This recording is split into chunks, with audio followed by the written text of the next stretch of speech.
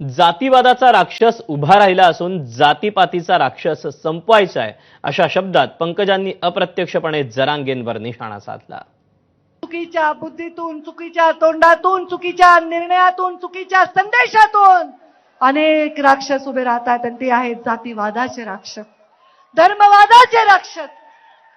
एक स्त्री म्हणून राजकारण करत असताना मी दुर्गेच्या चरणी प्रार्थना करते की रक्तबीजाला जसं तू संपवलंस ती शक्ती आम्हाला दे आणि हा जे जाती पातीच्या धर्माच्या भिंती तयार झाल्यात ते राक्षस नेस्तो नाबूद करण्याची शक्ती।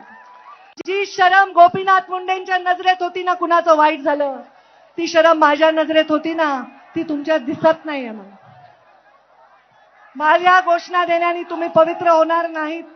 तुम्ही कशासाठी आलायत हे मला कळलंय। जो माझा दसरा भगवान गणाचा होता तो सुद्धा माझ्याहून हिरावून घेतला, आता तुम्ही पण हा हिरावून घेण्यासाठी आलाय असं वाटायला। कारण इतके वर्ष मी इथे भाषण केलं पण असा बेशिस्तपणे कोणी वागलेलं नाही, कोणी वागलेलं नाही। तुम्ही तुमच्या शुद्धीवर नाही असे माणसं मी सांभाळतच नाही। या लोकांचं दुःख बघून